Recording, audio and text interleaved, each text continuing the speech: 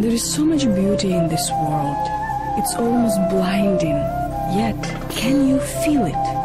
To see it, one has to have his senses purified from multiple layers of perceptions. To fully feel it. The nirvana is not beyond this world, but this world itself. Yet, it has to be seen with eyes and heart wide open. It's not the same world for all of us. Each human being lives in his own world, constructed and distorted by his mind. Mind conditioned by the environments and the equally distorted memories, magnified by emotions. And the result of this distortion? Take a look. The violence that we cause to each other is shocking. The violence that we cause to ourselves is beyond reason. But human life is itself the phenomena beyond the reason. Just look. Depression became the #1 disability in the world, causing suicides that take the lives of nearly 30,000 Americans every year. It is estimated that there are at least 4.5 million suicide survivors in this country, and that practically every person thought about ending their life at least once in their lifetime, even if not acted on it. For many, professional care is not an option. Many will never ask for help, neither are offered a solution that really works. So how come that with all the beauty that this life offers, there is so much pain?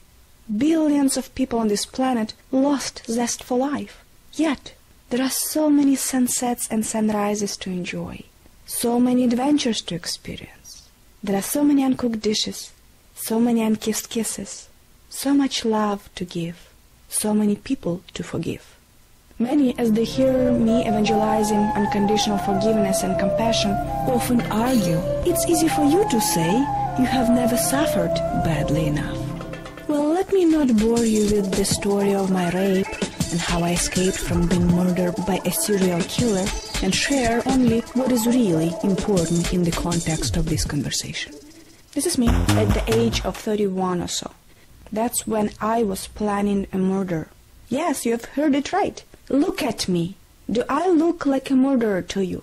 Yet, I was planning a violent crime and wanted to kill one person that has poisoned my life to such a degree that I couldn't bear it any longer.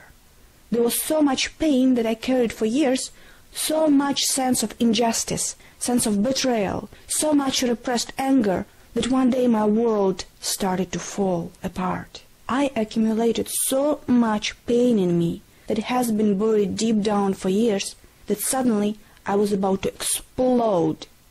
Every night I have seen myself killing him in very violent ways.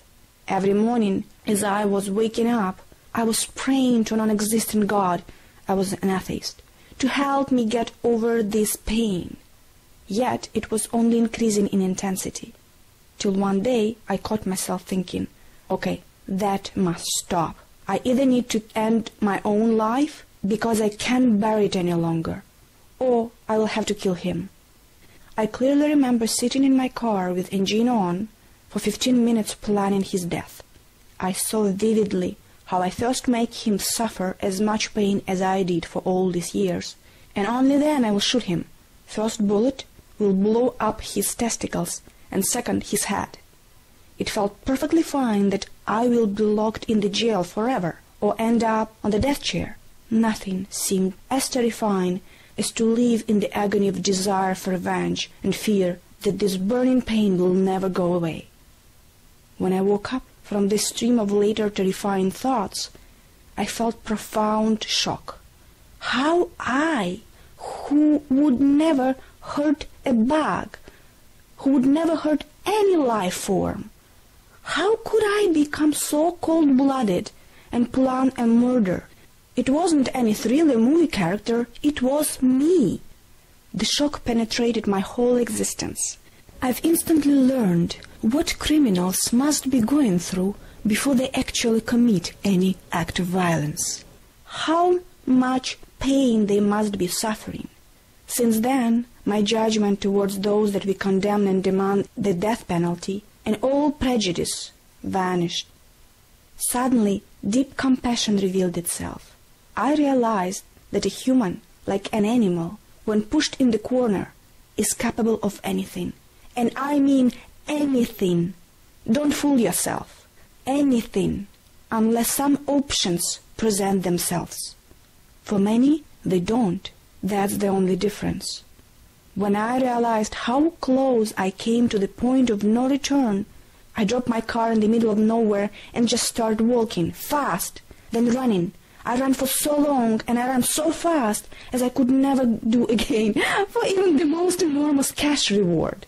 Then I came home, I took a pillow, and oh boy, I bet shit out of it for hours, watching my anger rushing through my veins. Then I added some sporadic breath patterns. I mimicked animal sound just to release this huge burdening tension in every cell of my body. I stretched my body so much so my physical pain would overpower my emotional pain and take me out of my body. I tossed my body from corner to corner. I cried. I screamed. I tortured myself with all these exercises till I almost passed out. I went to sleep practically in pieces. When I woke up in the morning, suddenly, to my astonishment, I felt so much peace, inner silence, contentment, and love as I haven't felt for a very, very long time. Suddenly, the space within me that has been occupied by anger and sense of injustice, this space became filled with what is inherent to all of us, sense of unquestionable trust in life, sense of well-being, and enormous love and compassion, and complete let go. That's when I knew nothing in the world will ever break me again. Nothing can get me to the point of despair. I saw how unreal the story of my life is, as any story. All there is now, this moment, in its glory. The rest is just a compilation of emotionally charged memories, images with the meaning that mind assigns to it. As the energy around those memories, the emotional charge got released, the meaning that we attach to the events of the past stopped making sense. The complete turnaround of psyche took place. After that, it became clear that I never can ignore what was discovered. I will share it, and I will whisper it to any ear that is open to hear it. The bottom line is, the emotional liberation, even from the deepest pain that pushes you to the darkest corners of yourself. It's not only possible without drugs and years of therapy, it's inevitable if you allow yourself to be free from it. I'm telling you my story not to entertain you or amaze you or impress you, but to show you it became just that, a story of my life. Just a story. Maybe it's time for your stories to turn into dust as well. This world is hostile, violent, lonely, and dangerous only if we see it through lenses of anger, anguish, and resentment. Free yourself from it and meet others in the space of love and compassion. They also suffer sometimes, but none of us have to. Extend your mind in compassion. Extend your heart in love. None of our dramas matter, and none of it should be an excuse for the lack of love and understanding, and compassion that is byproduct of both. So let us forgive others and ourselves for the things that have been done and for the things that haven't been. There are so many embraces to share, so many dances to dance. So let's dance.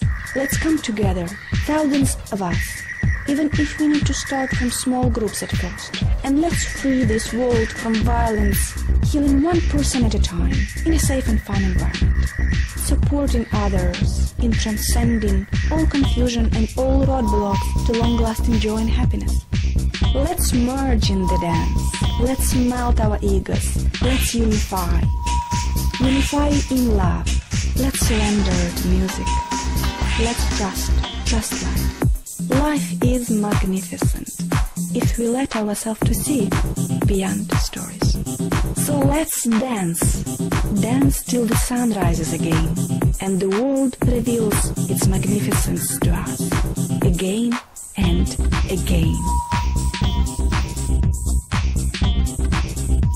I haven't met a single person in my life who hasn't been touched by violence. Physio-Hemodynamics Institute, or PED, aims to address this issue by hosting events at a grand scale